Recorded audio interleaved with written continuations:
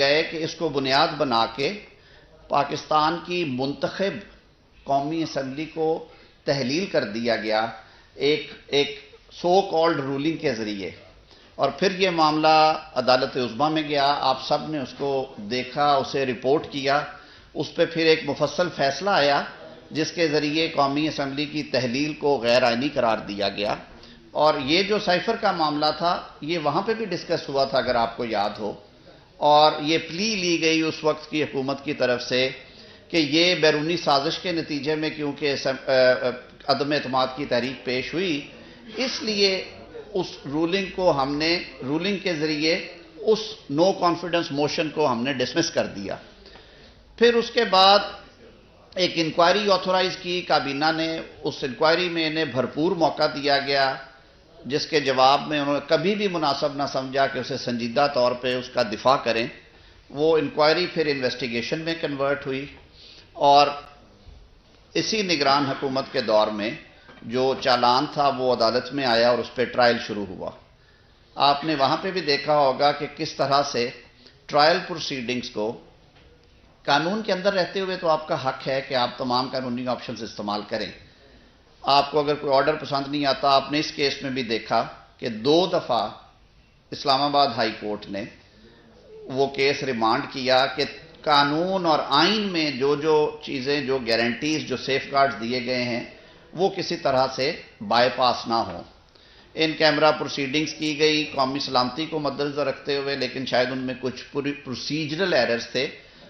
وہ سارا set aside کر کے ریمانڈ بیک کیا گیا. دوسری سٹیج پہ پھر دوبارہ کچھ ان کی معروضات تھیں، ان کو بھی پارشلی مانا گیا اور کیس کو پھر کہا گیا کہ اثر نو کریں. اب اگر اس کے باوجود آپ قانون کے دائرے کو چھوڑ کر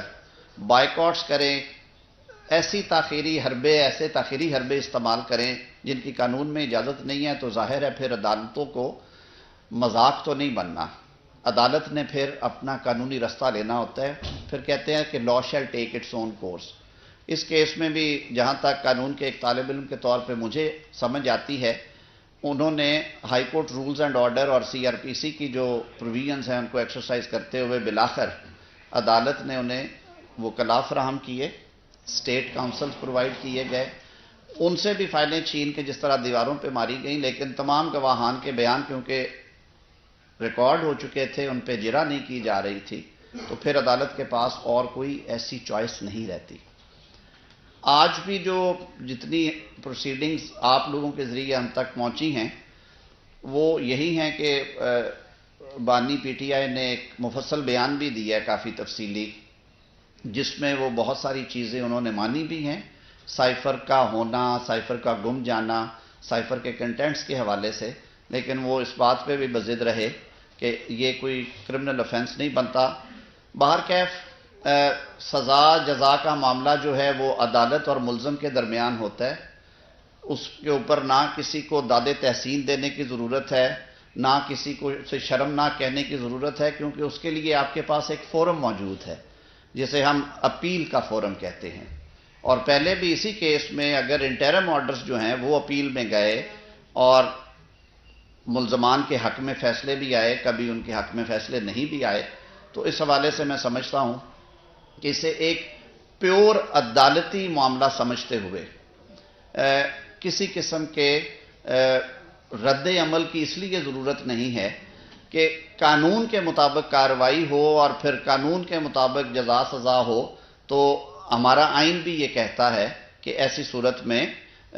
اس پہ سر تسلیم سرنگو کرنا چاہیے اور اپنے لیگل رائٹس جو ہیں جس کے بھی ہیں انوالوڈ اس میں آپ وہ ایکسرسائز کر لیں. تو اس حوالے سے جو وہ کہتے ہیں نا کہ آپ جو کرتے ہیں آپ کو ان کے کانسیکوینسز کا علم ہوتا ہے یا ہونا چاہیے، یہ کوئی ایکسکیوز نہیں ہوتا کہ آپ ایک انتہائی حساس معاملے میں انتہائی غیر سنجیدگی کا مظاہرہ کریں